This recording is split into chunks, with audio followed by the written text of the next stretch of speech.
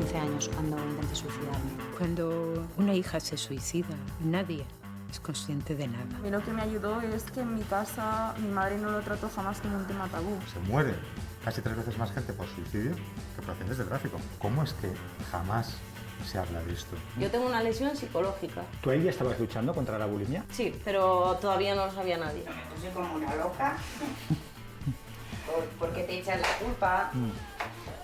Ya sabes, ¿no? Madre. Ander, esta es la medicación que tomas. Por la mañana y por la noche. Yo llevo yendo a terapia desde los 8 años y llevo tomando muchas pastillas. España es el país del mundo que más medicamentos consume para combatir los trastornos de ansiedad. Entre los más jóvenes, el problema se ha disparado. Seguro que en vuestro entorno hay personas que se han autolesionado o se lesionan. Esto es absolutamente significativo. Yo me lo llegué a plantear porque a mí me hacían sentir tan mal los acosadores. El número de personas que nosotros tenemos que derivar todos los años a salud mental va aumentando exponencialmente. Me asustan las cifras, la verdad. No todas las personas que necesitan tratamiento lo reciben. Faltan personal y recursos. Hay que pagar o esperar. ¿Cuántos pacientes tienes en total? Yo diría entre 240 a 250. Nuestros adolescentes ahora mismo tienen que esperar en torno a un año y medio desde que son derivados a poder empezar a venir con nosotros. ¿Cuánto cuesta ir al psicólogo privado? Entre 50 y 60 euros aproximadamente. Salud mental, la herida invisible, en Comando Actualidad.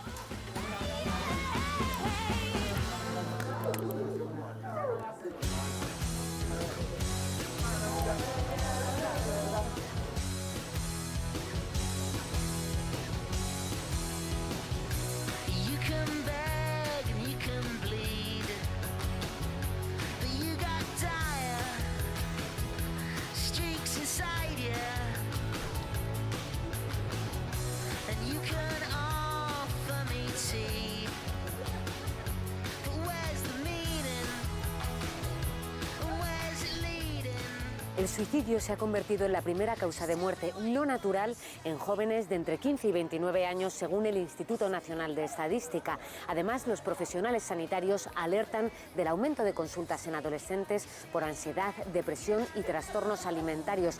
¿Cómo está afectando la pandemia a la salud mental de la juventud? ¿Y ellos cómo lo están viviendo?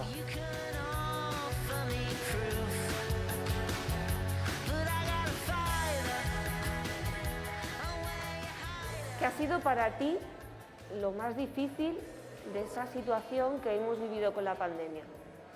¿Cómo os han hecho sentir todas estas situaciones? ¿Quién quiere comenzar? El perder el contacto con la familia, con los amigos, o sea, ha sido duro y sigue siéndolo. Pero bueno, ya vendrán tiempos mejores y lo celebraremos. Buenos días, disculpadme un momentín que os interrumpa la clase. Isabel, ¿qué está pasando para que estéis llevando el tema de la salud mental como contenido a las aulas? Hay una necesidad de atención psicológica y me preocupa y tenemos que atenderla. Bueno, ¿y qué opináis vosotros de estar hablando sobre salud mental en clase? Creo que es un tema del que se habla muy poco, como que se ha tenido muy tabú lo que es la salud mental y muy poco, como que se le ha dado muy poco reconocimiento con la importancia que tiene, y hablando de ello creo que se podría solucionar muchas de las cosas. Yo opino que la salud mental es tan importante como la física. No se puede estudiar ni trabajar decentemente si no sabemos en qué estado estamos y si los profesores no son conscientes de cómo están sus alumnos y qué se puede hacer al respecto. Creo que todas mis amigas y amigos, todas padecemos ansiedad, algún tipo de problema de la salud mental. He tenido episodios de ansiedad antes, pero sí que es verdad que con la pandemia y todo, esa sensación de soledad, de no tener cerca ni amigos, ni, por ejemplo, yo tengo pareja estable hace tiempo, el no verla y tal, sí que me ha generado como muchas inseguridades, muchos miedos, que ahora trato con un psicólogo porque pues creo que todo el mundo debería ir y hacerlo. No sabemos reconocer cuando tenemos un problema, cuando no, porque no se habla de estas cosas, o sea, no tenemos conocimiento sobre salud mental para nada. Entonces, yo ahora que también estoy yendo a terapia, reconozco muchas cosas que antes no conocía y que yo pensaba que eran súper normales. Por ejemplo, pues con la ansiedad que yo también padezco, me doy cuenta de muchos pensamientos intrusivos que tengo, que no son sanas, saludables, y que yo pensaba que eran algo súper normal. Yo llevo yendo a terapia desde los 8 años y llevo tomando muchas pastillas durante mucho tiempo, sobre todo pues para el tema de relajarme, poner atención, incluso para poder socializar. ¿Cómo ha afectado la pandemia a tu salud mental? ¿Se ha mantenido o ha empeorado? Empeoró. Ahora que estoy mejor saliendo a la calle, que he podido encontrar amigos tal, justamente ahora me tiene que pasar esto y perder mucho contacto. Yo estoy medicada desde hace un tiempo, llevado por mi psicóloga y por varios médicos, puesto que también sufro de ansiedad, entonces llevo ya un periodo en el que sobre todo la utilizo para relajarme a la hora de dormir porque me cuesta mucho conciliar el sueño. Por mucho que intentes recurrir a la medicación, si no recurres a terapia o no estás bien atendida, la medicación te sirve de poco. Vamos a ir al salón de actos, que hoy ha venido el director de un documental sobre el suicidio. Creo que va a ser muy interesante y de primera mano vais a ser los primeros en conocer, que todavía no se ha estrenado. Así que venga, vamos para el salón de actos.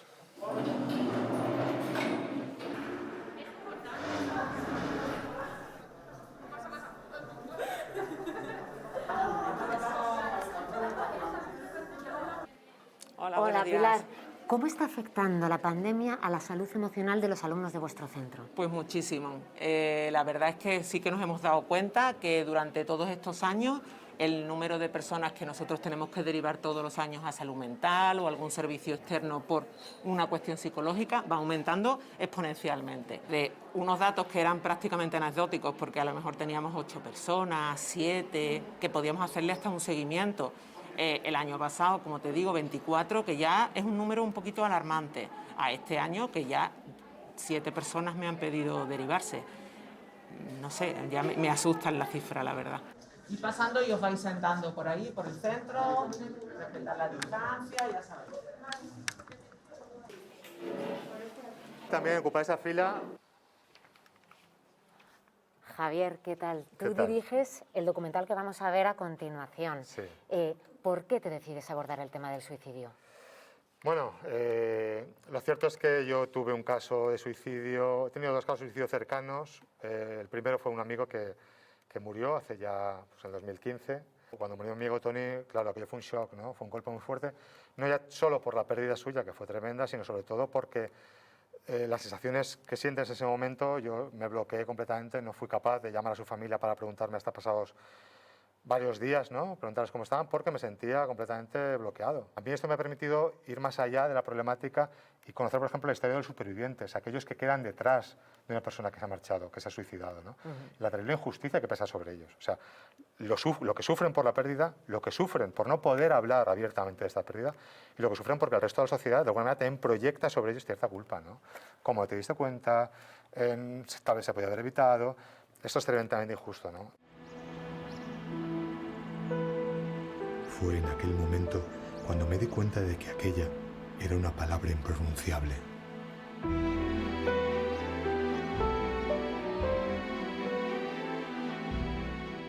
Cuando una hija se suicida, nadie es consciente de nada, ni siquiera de que eso es cierto, hasta que puedes hacerte a la idea de que ha ocurrido. El estigma cae inmediatamente encima de las personas que somos supervivientes de un suicidio. Yo tenía 15 años cuando intenté suicidarme.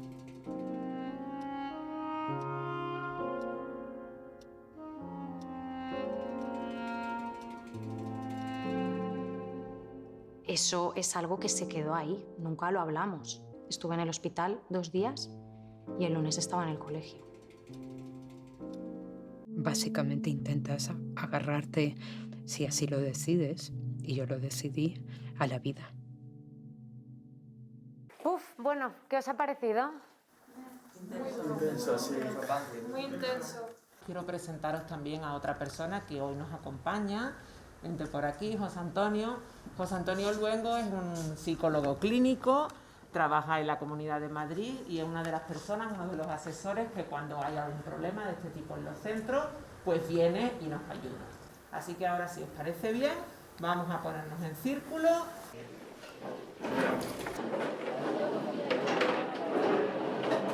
Muchas veces cuando yo salgo de un centro noto cómo se me caen las lágrimas, porque la intensidad de la actividad, de la relación con vosotros, con vosotras, cuando se ha producido una situación muy dolorosa, nos afecta a todos. Seguro que en vuestro entorno hay personas que se han autolesionado o se lesionan. ¿Podríamos levantar la mano a aquellos que sabemos, conocemos, a amigos, compañeros, que...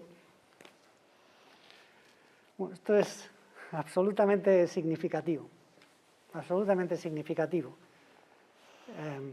Solo en el primer trimestre de este año, en el Hospital Sant Joan de Déu en Barcelona, tuvieron un 47% más de atenciones a personas jóvenes que venían con temas de autolesiones y trastornos alimentarios. No es para quitarse la vida, es simplemente desfogo. Es como ira. Pues igual que muchos dan paredes, o sea, puñetazos a las paredes y se hacen lesiones en las manos, otros pues cogen de cúters, tijeras o algo que tenga un poco de punta o afilez y es simplemente pues de rabia. Y es, tú piensas que es algo que te hace como relajarte. Pasa al día siguiente o a los 2 días y te vuelve a pasar a mí. También molesta mucho cuando la gente se piensa o tu propia familia no quiere admitir que tienes un problema y que te dicen que eso es mentira, lo estás haciendo para llamar la atención.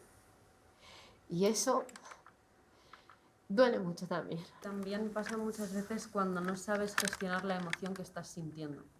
Cuando no sabes gestionarlo y sientes muchísimo dolor, decides o prefieres sentir un dolor físico para evitar el dolor emocional o psicológico que estás sintiendo. ¿Y por qué nos cuesta tanto gestionar nuestras emociones? ¿Por qué no nos han enseñado esto? Siempre nos han dicho que siempre hay que estar bien, que es lo correcto, que pues eso, que nunca hay que estar triste, porque es malo. Pero también sí que es verdad que nos tenemos que permitir estar mal. Y estar mal forma parte de la vida. ¿Habéis pedido ayuda? ¿Habéis tardado mucho en pedirla? ¿A quién habéis recurrido?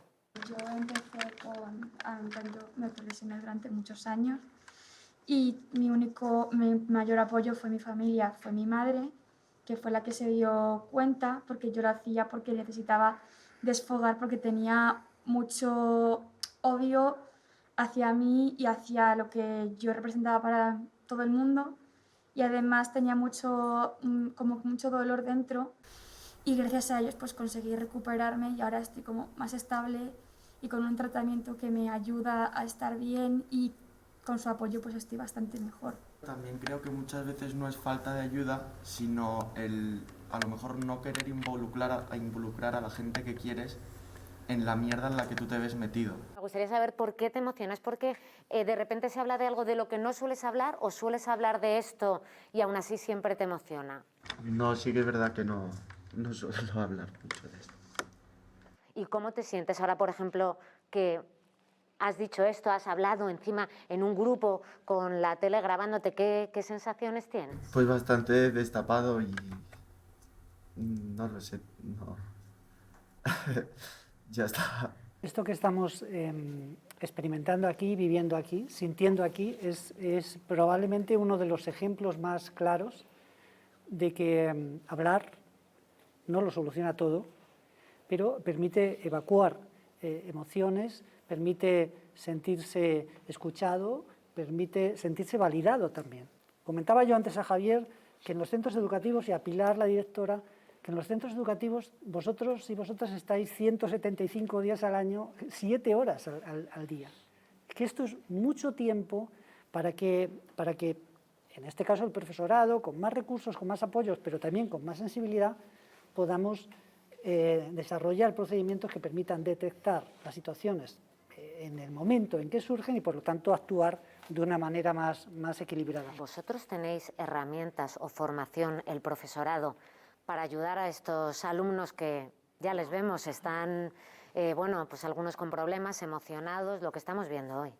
La escuela, dependiendo de la etapa en la que esté, tiene unos recursos u otros. Nosotros aquí, que esto es un centro de formación profesional, por no hay ni hora de tutoría. El profesorado que hay en un centro de formación profesional son expertos en sus materias. de psicología no tienen por qué saber. Javier, ¿por qué quisiste reflejar la parte de los jóvenes y el suicidio en tu documental? Normalmente los actos suicidas, digamos que ataquen mucho, comprenden mucho a las personas mayores, sobre todo hombres a partir de 45 para arriba. Pero sí que hay un pico muy fuerte entre 15 y 29 años, altísimo, en los adolescentes, en los que las tentativas y los actos suicidas, lamentablemente.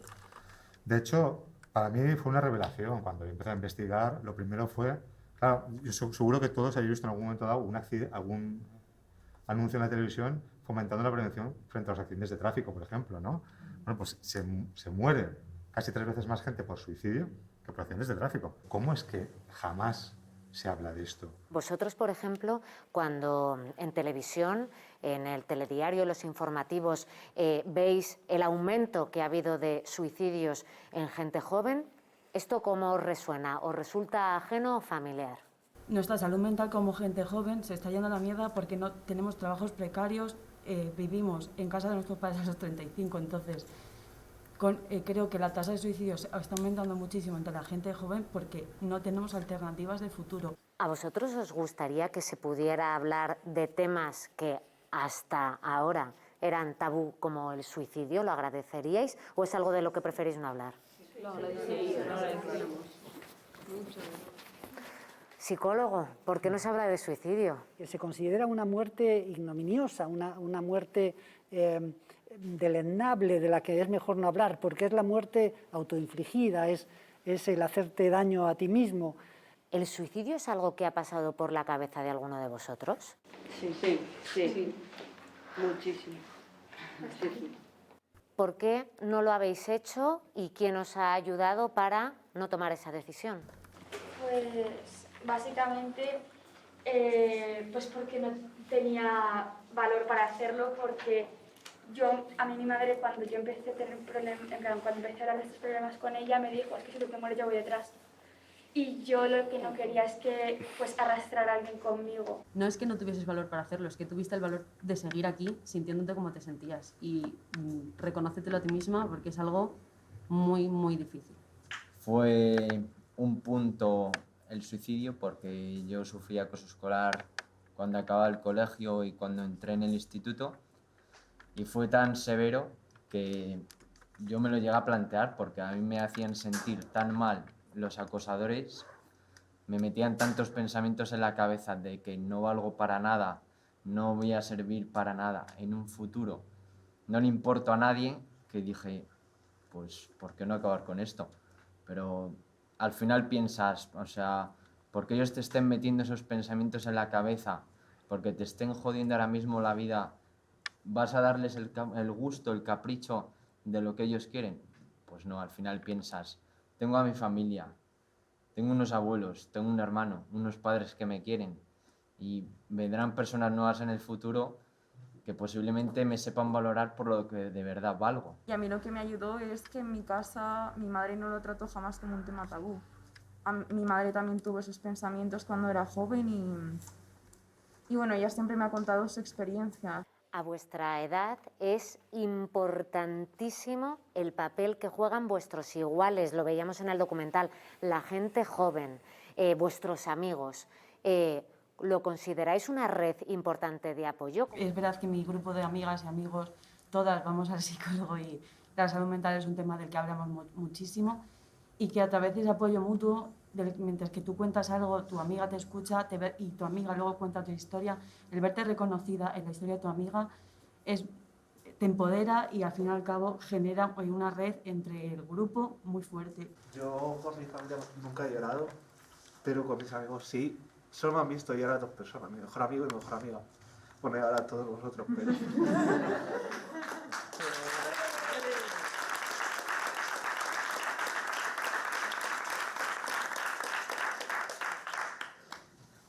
Pero es eso, que al final llega un momento en el que te tienes que abrir y pues supongo que este ha sido mi momento. Ahora mismo, después de este rato de charla, ¿cómo os notáis? Sí, compañeros y unidos, de alguna manera. Sí. O sea, es como cuando te vuelves vulnerable y el resto te responde con vulnerabilidades, como que se crea ahí una unión, un algo súper fuerte.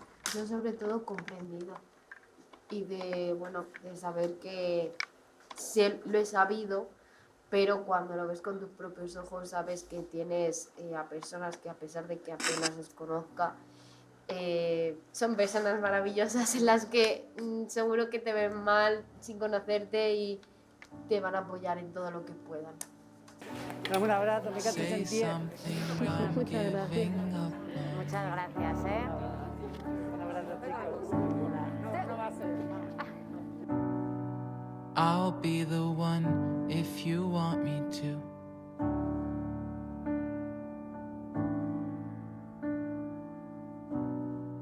Anywhere I would have followed you.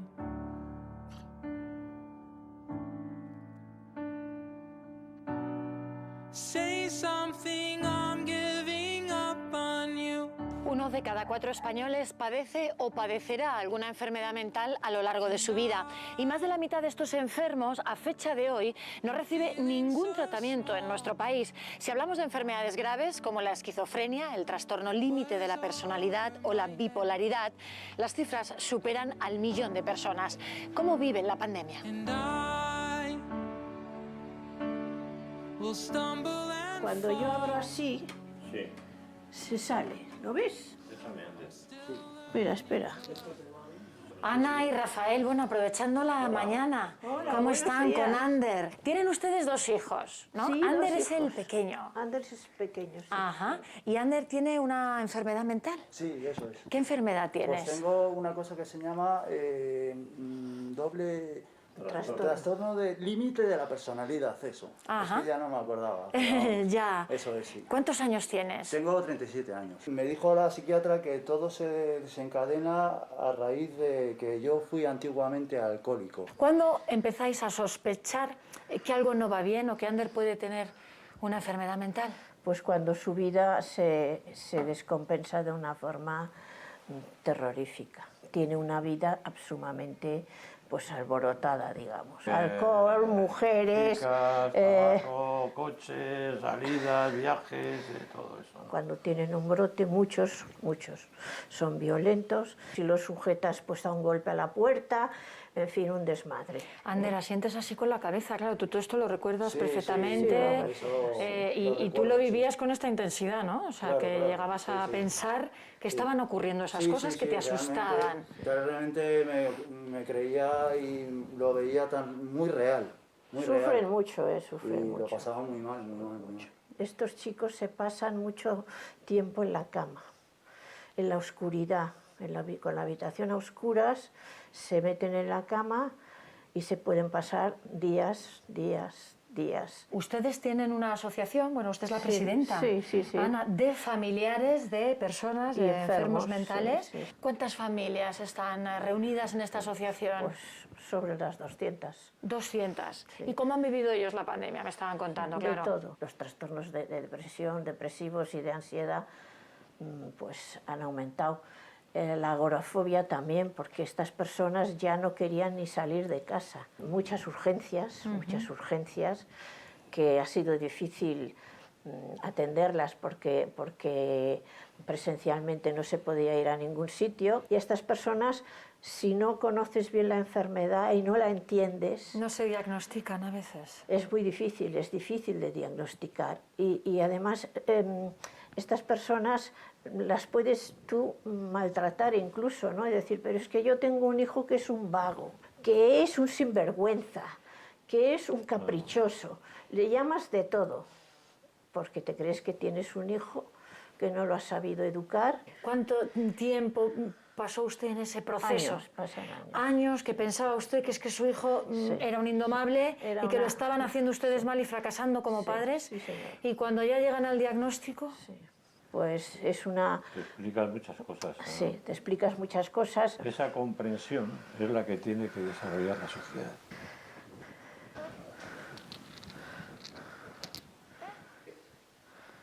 Ya conocéis las órdenes, equipo. Investigar el área y contener la amenaza. Debería haber permanecido enterrado, Dr. Strauss. Equipo, buscad la entrada.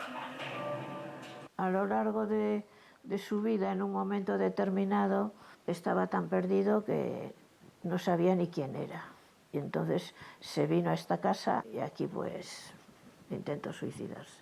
¿Tú lo recuerdas bien esto? Sí, yo eso me acuerdo bien, porque no debía hacer eso. Y destrozó la casa. No debía hacer eso. Esta casa, cuando se recupera, que tiene alguna dificultad neurológica, le queda alguna secuela. Sí. Y entonces os dicen que es bueno que él tenga actividad Sí, cerebral de este tipo, ¿no? Sí. Por eso juega tanto. Sí, porque le estimula cerebralmente, digamos, y luego también la coordinación, ¿no? Unas 4 horas al día. 4 horas al día, todos los días. Se está riendo Ander. Sí. ¿Le gusta mucho? Porque te digo una Yo cosa. creo que un poco más. Ander, esta es la medicación que tomas Eso es. cada día, ¿no? Eso es. Ajá. Por la mañana y por la noche. Estas son medicaciones fuertes. ¿Qué son? Esto será un antipsicótico, posiblemente, un antidepresivo. Hay personas con trastorno que son antimedicación. Claro. Porque dicen que Ahora hay van- una corriente, ¿no?, que estaría Sí, en contra del exceso, porque- quizá de la exactamente. medicación, porque además inhibe muchas veces pues, el comportamiento natural, ¿no?, de Sí, estas sí, personas hay- y los deja sí. como zombies, ¿no? Nos Sí, comentaba, y hay sí. mucha gente que Bueno, apoya eso las terapias y no tanto la medicación. Sí, exactamente, pero es que es necesario todo, porque si una persona no va equilibrada, ¿cómo va a hacer una terapia? Digo yo. Ander, ¿ahora cómo te sientes? Ahora mismo, Sí. ahora mismo me siento bien. Si no es por mucha gente que me ha ayudado, pues no estaría yo ahora mismo aquí, seguramente. ¿Tú vas a un centro de día, vas a algún Estoy hospital, ahora haces alguna mismo- actividad? Estoy ahora mismo en una lista de espera para entrar en un centro de día. Es muy difícil contarlo, porque yo esto no puedo recurrir a mi familia, porque no me entienden. Y además da miedo, a la sociedad le da miedo, porque ven a una persona y dice, tiene un trastorno mental. Entonces son gente que les cuesta muchísimo socializar. Es uno de los tratamientos en los que hay que insistir mucho. ¿Has sentido el rechazo social? ¿El rechazo de los demás? Más que rechazo, yo he sentido sobre todo el miedo a la gente. ¿Miedo de qué? Miedo pues de que me analiza la gente a mí. De Eso que te es lo que me juzgue. parece a mí. Ujú. Entonces, te lo llegas a creer Ujú. y eso te hace encerrarte. Esos son rasgos psicóticos. Entonces, él no quería salir. Uno de los motivos por los que no quería salir es que decía que le miraban. Bueno, Ander, ¿esta es tu habitación? Eso es. Ah, vaya. Oye, ¿y qué tienes aquí? Pues nada, aquí tengo lo que más me apasiona a mí, que es el tema militar, así, de lo que es de la Segunda Guerra Mundial. Esta de aquí está premiada, esta primera. Esta maqueta, sí. esta de ahí está ¿Has premiada. hecho todo tú, Todo Ander? hecho, ¿También sí. los soldados? Todo. Todo. Sí, sí. ¿Y el tanque? ¿Lo has hecho tú esto? El tanque también, sí. A ver. De bolitas, de soft. A ver, enséñanos. Sí, es una réplica que dispara bolas de plástico. Ajá. Este uniforme es de mi abuelo. Ujú. Es de comunicaciones, es un uniforme. Era ingeniero militar. Ingeniero militar, y aquí está todas las medallas que ganó. Fíjate aquí todo el grupo, ¿no? Sí, todo el grupo. O sea, muchos amigos. Muchos amigos, ¿Tienes sí. muchas relaciones sociales, Ander? Claro. Mm. Es un mundo maravilloso, la verdad. Se Su conoce mejor mucha gente. amigo pues es una persona con un trastorno. Sí. ¿Tú trabajas? No estoy trabajando, ¿no? ¿No? ¿Y has trabajado a He lo largo de...? trabajado, sí, he trabajado, ¿En qué has sí. trabajado? He trabajado, pues he estado digamos, de tema informático, de auxiliar administrativo, Ujú. he estado, de operador también. De he estado. operador. ¿Y qué pasa con los trabajos? ¿Es difícil Pues mantenerlos? que para mí se me hace muy difícil mantenerlo, sí. Llevar una disciplina, La rutina. como el horario, que es muy tal, ¿no? Me cuesta muchísimo eso, adaptarme a ello. ¿Y cómo es la relación, Ander, tuya con el dinero? Porque en las ocasiones en las que has tenido trabajo, ¿qué pasa por ahí con el sueldo? El dinero, tengo un pequeño problema o gran problema con el dinero, porque cuanto más dinero tengo, más peligroso, en el sentido de que gasto sin control. Soy muy caprichoso y enseguida se me va el dinero. ¿Y él tú dispones de tu dinero o él está incapacitado administrativamente? Yo tengo una incapacitación, eso es. Solo con el tema... Solo con el tema económico, ¿no? Administrativa es sí, la sí, sí. incapacitación. Esto va a cambiar ahora. Esto ha cambiado ya, Ya ha de hecho. El cambiado, día ya 3 de septiembre ha entrado en vigor la nueva ley y desaparecen todas las tutelas. Nos vemos ahora un futuro, digamos, incierto. Incierto en el sentido que no sabemos cómo va a funcionar. ¿Cuántos años tenéis vosotros y a qué os habéis dedicado?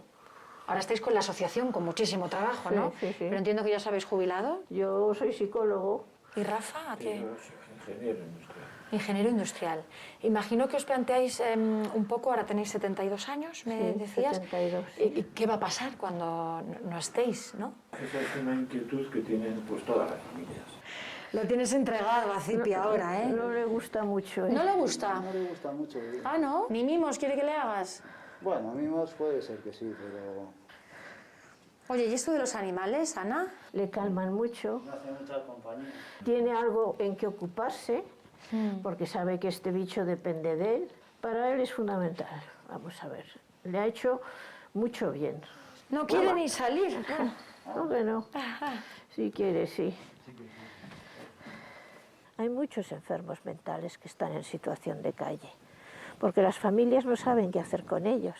¿Qué mensaje darían a las familias que estén ahora en su misma situación y que lo estén pasando mal? Que se planteen en buscar una asociación, un refugio de supervivencia, digamos, un refugio de que te sepan decir lo que tienes que hacer. Es fundamental porque las familias se enquistan frente a un problema de estos. Y ahí estamos para luchar y admitirlos, no marginarlos.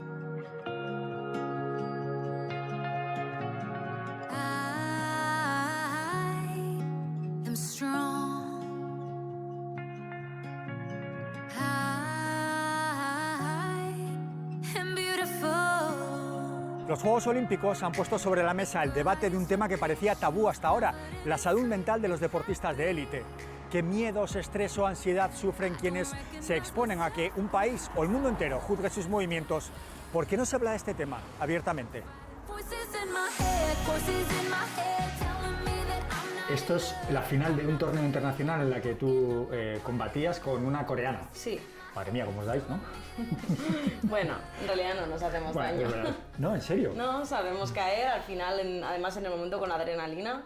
Cuando tú ganas este torneo internacional estás pensando en los Juegos Olímpicos de Tokio. Sí. Ha pasado un tiempo ya desde los Juegos Olímpicos, ¿no has estado? No. ¿Cómo estás ahora? Ahora estoy bien. En este torneo yo ya estaba subiendo deportivamente y estaba bajando en cuanto a salud. También tuvo que ver la presión extra que supuso el deporte. Al estar cada vez a mayor nivel, pues la presión iba aumentando, la ansiedad iba aumentando, los controles de peso eran más estrictos. ¿Tú ahí ya estabas luchando contra la bulimia? Sí, pero todavía no lo sabía nadie. Ahí era de los momentos en los que peor estaba. Esto fue justo un mes antes de los Juegos del Mediterráneo.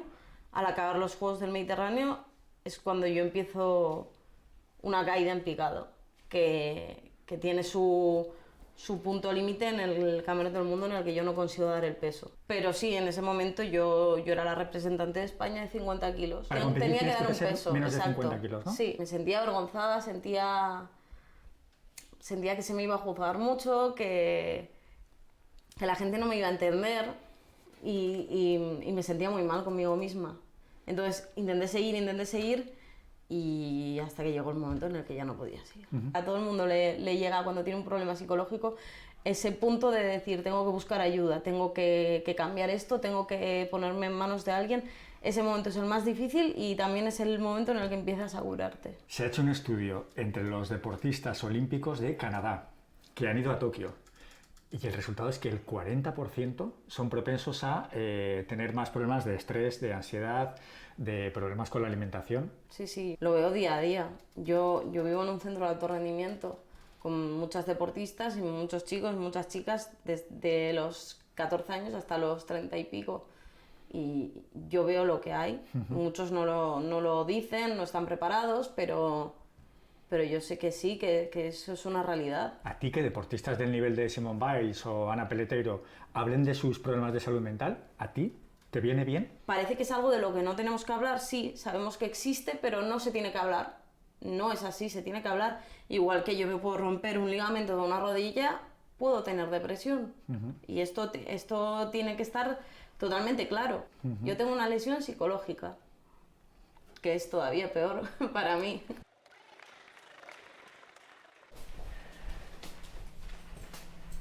¿Qué pasa, Ma? ¿Estás cocinando? Sí. ¿Qué estás haciendo? Verduricas. Borrajica, verduricas, todo sano. Hombre, estando en Navarra es lo que hay que cocinar, ¿no? Oye, José, venimos de ver uno de los combates de tu hija. Sí, ahora está muy bien. Ahora está fantástica. Cuando estaba mal eran contestaciones feas. Yo creo que se pega contra el que quieres o el que más cerca tienes. Me cambió muchísimo el carácter, me volví más oscura, más fría, más distante, más solitaria. ¿En qué momento sabes que tu hija tiene bulimia? Cuando me lo dijo. Te lo dijo ya directamente. Sí, sí. Y no, bueno, me puse como una loca. Porque te echan la culpa. Ya sabes, ¿no? Madre. Después analizas, miras y dices, estos cambios de humor que tenía, por algo era. ¿Hasta qué punto ha tenido que ver los Juegos Olímpicos o la preparación deportiva en todo esto? Te autocastigas tú mucho también, ¿no? Cuando coges 1 kilo, cuando llegas pasada, cuando has comido más de la cuenta. No tienes una relación sana con la comida. Tienes entrenamiento hoy, ¿no? Sí, como todos los días. El maillot de la selección española, Ainchane Gorría. Sí. No fue a Tokio, No fue a pero Tokio. puede ir a París perfectamente, ¿eh? Sí. Bueno, espero que vaya uno nuevo, pero con este apellido.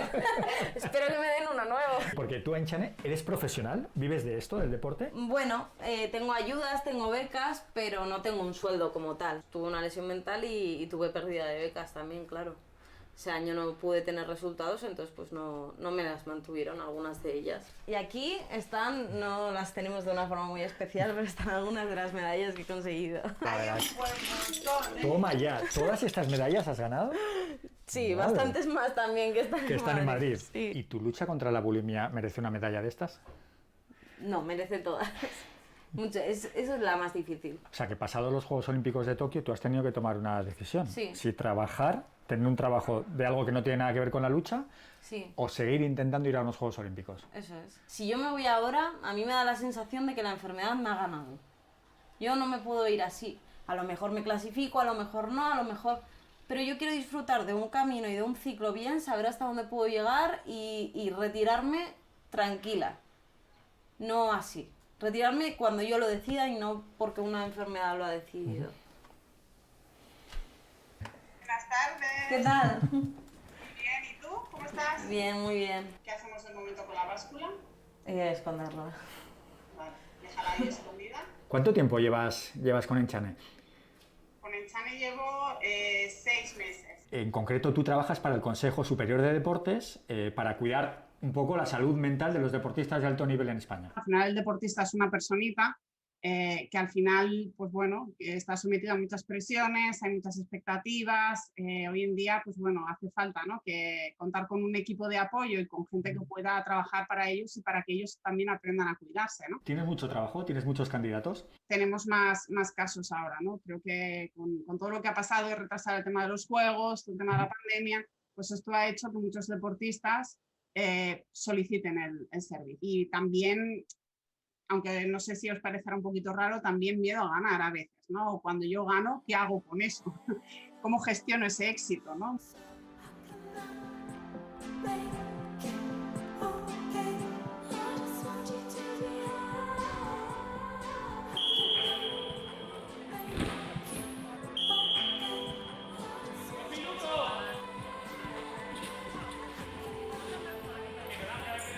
Uno de los entrenadores de... Sí, el Ainchane. segundo entrenador, José Manuel Menéndez, es el entrenador principal, pero está de vacaciones y hay que cubrirle.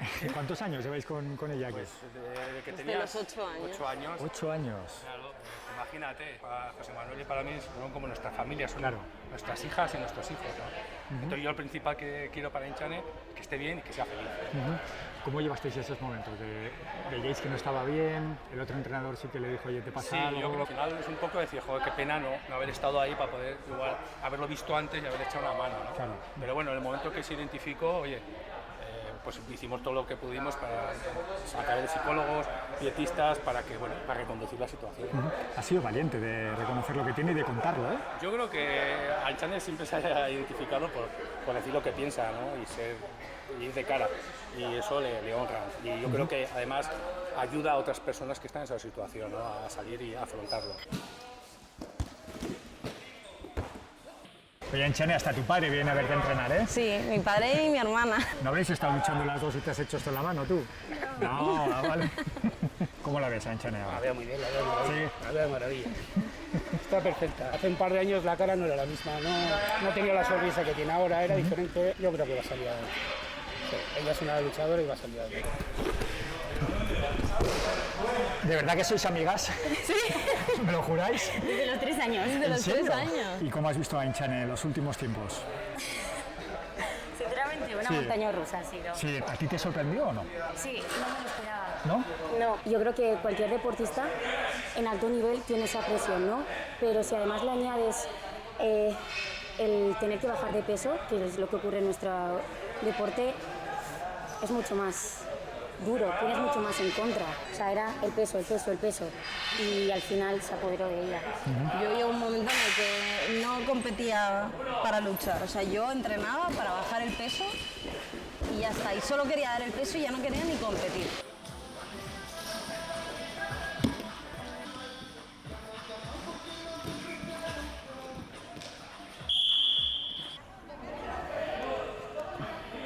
Hola, Sito.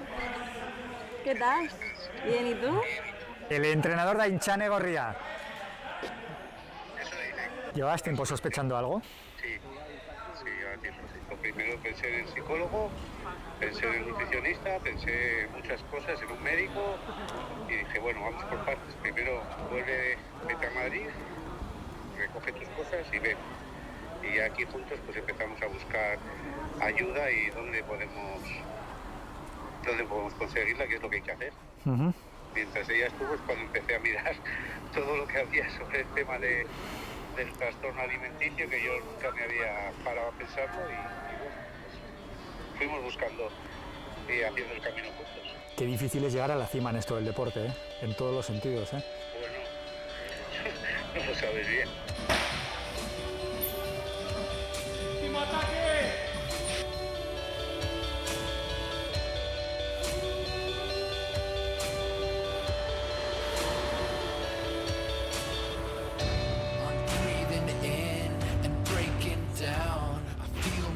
Time is running out.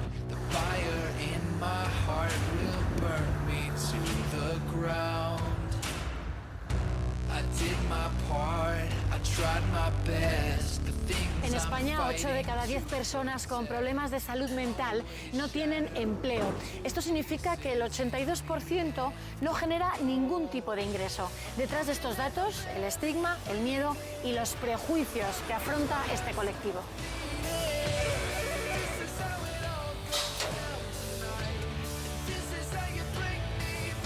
Bueno, compañeros, perdona que os interrumpa. Ya ha venido nuestro invitado de hoy, Javier Enzo. Lo que tenemos que hacer ahora es que se vaya a gusto, que vea que esta es una radio diferente. Están preparando el programa de hoy, ¿no? Sí, Vemos ahí el programa sí, 208. ¿Qué es esto de Radio Barandilla? Es una radio, como te digo, social, donde tratamos que las personas utilicen la radio como terapia. Todas las personas que trabajan aquí en Radio Barandilla, o la inmensa mayoría, tienen algún trastorno mental, alguna enfermedad mental. Bueno, habría que aclarar una cosa. Trabajar, solo trabaja uno, que es el técnico. Y los demás, todos vivimos de otros proyectos fuera de lo que es la Asociación La Barandilla. ¿Te gusta la radio? Me encanta la radio, desde que era pequeño me encantaba la radio. Sí, tienes buena voz además, ¿eh? Sí, claro. Sí, sí. ¿Y por qué estás aquí en este hospital? ¿Cuál es tu circunstancia? Yo o... tengo un trastorno esquizoafectivo. ¿Esquizoafectivo? Ajá.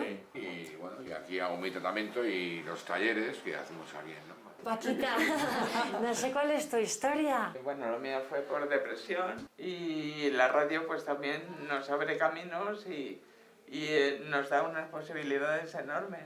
A mí me encanta también. ¿Crees que en España se conoce bien vuestra situación? La enfermedad mental, hay mucho prejuicio. Todavía hay prejuicio y hay estigma. Y entonces la gente no tiene que tener miedo.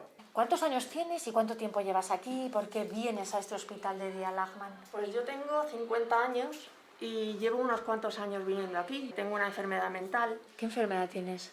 Neurosis esquizofrénica. Aquí cada uno tenemos pues nuestro problema, nuestra enfermedad mental y eso, bueno, pero nos llevamos muy bien. Sí. Eres la directora de terapia ocupacional aquí de este hospital de día. ¿Ha cambiado tu idea acerca de la enfermedad mental a partir del trabajo con ellos? Sí, son personas que pueden hacer todo lo que se propongan, como más ayuda, menos ayuda, pero como nosotros, que al final necesitamos todos ayuda, porque vivimos en sociedad, no estamos solos. Compañeros, por el programa. ¡Hombre! ¡Qué bien, qué bien! tal? Con ¿Cómo distancia. estás? Bueno, Hola. pues te traigo a nuestros locutores de lujo, ¿eh? Bueno, ¿Qué tal, Javier? Bueno, Sara de Comando Actualidad. Ponte ahí tú. Aquí. Sí, y esto para luego. Bueno, aquí los artistas sois vosotros. Yo solo vengo a contestar, los artistas sois vosotros. 3, 2, 1, dentro. Muy buenas, compañeros. Bueno, que tengo unos presentadores de lujo, locutores de 10, vamos. Nosotros podemos ayudar precisamente con lo que hacemos, que es con la cultura, con la música, con el teatro. ¿Qué has descubierto de estas personas a partir de colaborar de manera reincidente ya con bueno, Radio Barandilla, con el hospital, en estas iniciativas, ¿no? ¿Qué descubres de ellos? Y no sé si has desechado algunas ideas preconcebidas en relación a los enfermos mentales. Estigma, el tabú, hay mucho tabú, no sé por qué no se habla de una manera natural de una situación, de un grupo de personas que conviven con nosotros, que muchas veces están entre nosotros y no tienen por qué ser diferentes. Somos una sociedad que a veces se rige por tabúes y eso hay que romperlo porque será la única manera de avanzar socialmente. Gitana y sangre española, cuando estoy contigo a solas. ¿Cuándo y por qué montas Radio Barandilla? Bueno, pues en la década del año 2010, en esa época, pues tuvimos un problema grave en la familia, un problema de enfermedad mental grave, y te trastoca pues toda tu vida, ¿no? Fue un tema doloroso, ¿no? Incluido cárcel. Entonces quise comprender qué es lo que pasaba. Y al final nos dimos cuenta que lo que faltaba era hablar, que de esto había que hablar mucho. O sea, si consiguiéramos que en España se apoyara la salud mental, como igual que hacen con otros colectivos, apoyando en inversiones, cambiando la imagen de ellos, ayudando a las empresas a que contrataran a estas personas. La mejor psicorrehabilitación es el trabajo. Te permite estar hablando todos los días con gente. Sobre todo te permite llevar un sueldo y lo preocupante para muchos padres es cuando yo falle, ¿qué será de mi hijo? El COVID ha traído una desgracia, que es la ruina, pero sobre todo ha traído una desgracia que es salud mental. O sea, han aumentado las depresiones, han aumentado... Bueno, se habla de que es la verdadera pandemia silenciosa. España es un país donde se invierte muy poco y la realidad con la pandemia nos ha situado en un país desastroso en temas de salud mental, en temas de psiquiatras. Lo de antes, que ya estaba mal, pues imagínate ahora triplicar todas esas situaciones y de esas personas que necesitan ayuda. ¿Y qué porcentaje de los suicidios, no sé si contáis con datos, puede tener detrás un trastorno? La Organización Mundial habla de que un 80-90% de las que se suicidan están pasando por un problema de salud mental. O sea que la conexión es total. Claro, es que nadie que se va a suicidar está bien. Y bueno, y es un dato que eso sí que es preocupante. Desde el año 2019, el 20 y el 21 lo sabremos dentro de 2 años, pero en el año 2019, que no estaba la pandemia, las muertes no naturales entre 15 y 29 años pasó a ocupar el suicidio en primer lugar. ¿Eso qué significa? Que todos pensamos que los jóvenes están locos y que corren por el coche. Pues no, no se mueren más por accidentes que por suicidio.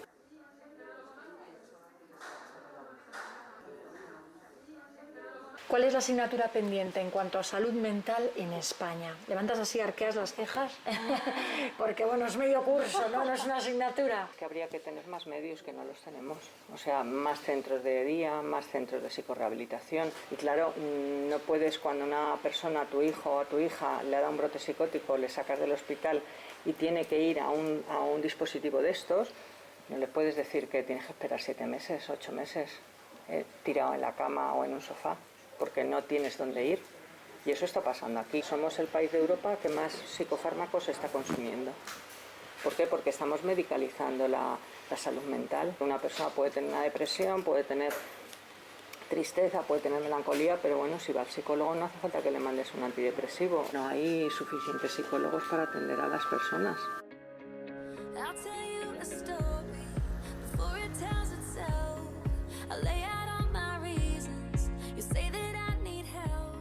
En España hay 6 psicólogos clínicos por cada 100.000 habitantes, 3 veces menos que la media europea.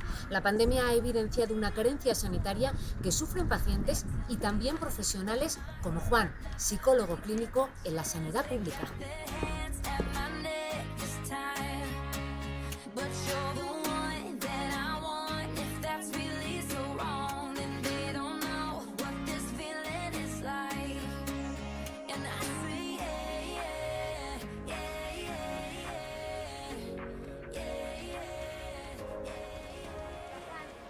Hola Silvia, ¿cómo estás? Terminas de pasar consulta ahora mismo. ¿A cuántos pacientes has visto y en cuántas horas?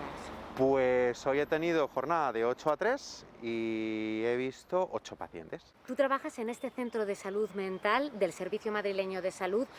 Querríamos haber grabado en el interior, la Comunidad de Madrid no nos lo ha permitido. Cuéntame, ¿cuántos pacientes tienes en total? Pues yo diría entre 240 y 250.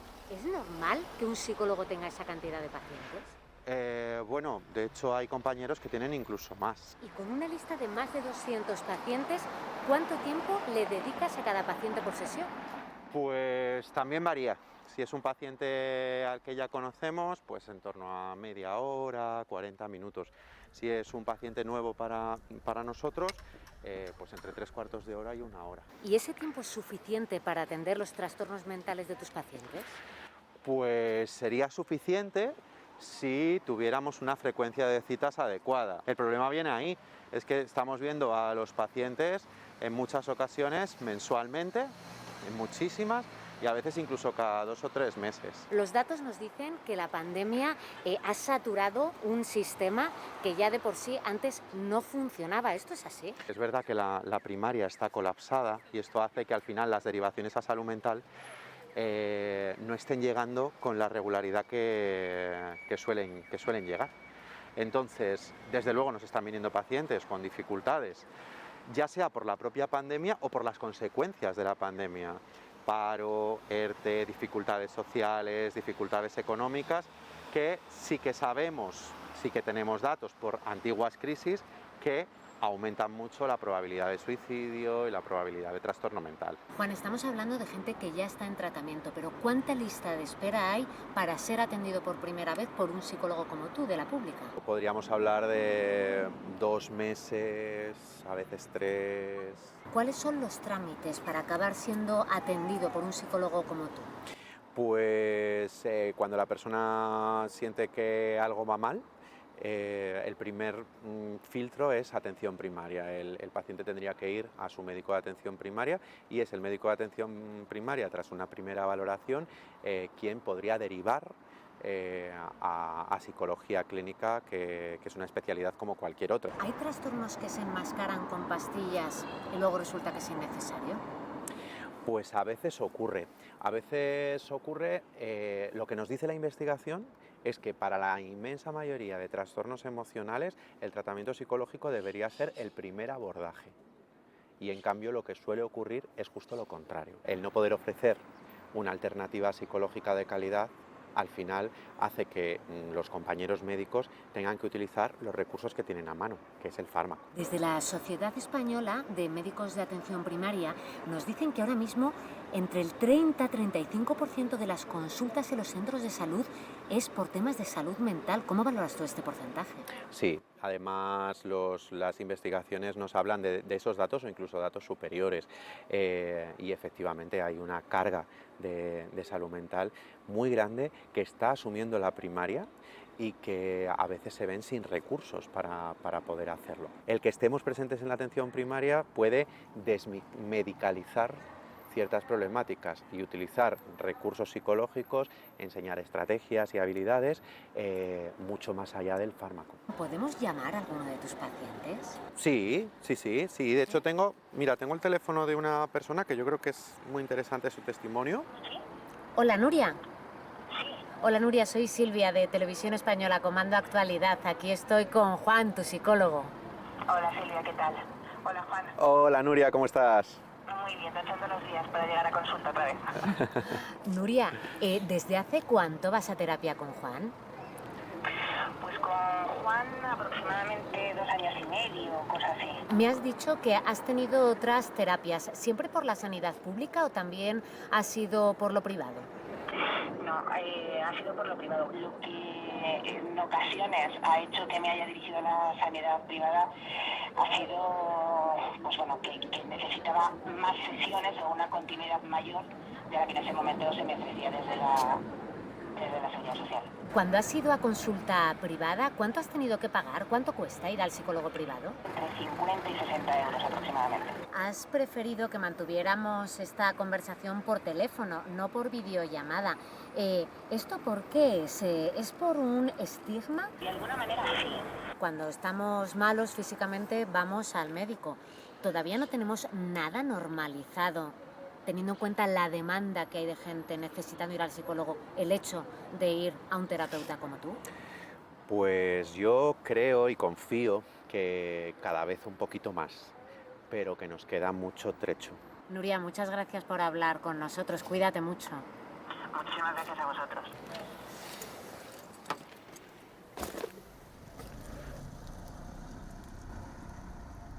La depresión, a día de hoy, se considera el problema mental más incapacitante y con mayores costes económicos y de sufrimiento mental asociados. ¿Cómo se llega a ser psicólogo? ¿Cómo se forma uno para ser psicólogo de la sanidad pública? A los psicólogos de la sanidad pública se les denomina psicólogos clínicos y para llegar a ser psicólogo clínico uno tiene que estar 4 años en un hospital público en lo que llamamos el PIR, que sería como el MIR de los médicos, pero para psicología clínica. Y vosotros ahora os estáis preparando para aprobar ese examen PIR para poder estar 4 años de residencia en un hospital. El pasado mes de septiembre el Ministerio de Sanidad ha aprobado la mayor oferta de plazas de formación sanitaria especializada, más de 10.000 plazas, de ellas 204 para psicólogos, un 3% más que el año anterior. La asociación más grande de psicólogos clínicos a nivel estatal, que se llama la Asociación Nacional de Psicología Clínica y Residentes, AMPIR, lo que pide son 422 plazas. ¿Vosotros solicitáis que haya el doble de plazas Sí. de las últimas que ha sacado el Ministerio de Sanidad? Eso es, como un mínimo para poder garantizar una buena atención psicológica en el sistema público. Mira, Silvia, te quiero presentar a 2 compañeras que están ahora reunidas, pero igual las podemos ahora interrumpir un pelín. Mira, ella es Victoria, ella es Irene, ella es Silvia. Hola, ¿Qué tal? Encantada. ¿Dónde trabajáis vosotras? Mira, Silvia, yo trabajo en un hospital de día de adolescentes, que pertenece al Hospital Infantil de Honor, aquí en Vallecas. Ajá. ¿Y tú? Yo soy psicóloga clínica, trabajo en un hospital de día de trastornos de personalidad y trastornos de la conducta alimentaria, también en la Comunidad de Madrid. Vale. ¿Qué lista de espera tenéis en cada uno de vuestros servicios ahora mismo? Pues mira, nuestros adolescentes ahora mismo tienen que esperar en torno a un año y medio desde que son derivados a poder empezar a pedir con nosotros. Eso es mucho. Es mucho y además teniendo en cuenta que en población infantil-juvenil el tiempo juega mucho en nuestra contra. No tiene nada que ver la evolución de un niño cuando lo pillas en un momento, cuando pillas un año y medio después. Se ha agravado muchísimo la sintomatología, toda la problemática. ¿En tu caso, Irene? Pues también cerca de un año. Para algunos programas, que tenemos distintos programas, ya se acerca 2 años, más ahora que con el tema de la pandemia nos han reducido las plazas por lo de la distancia, porque el tratamiento es sobre todo grupal.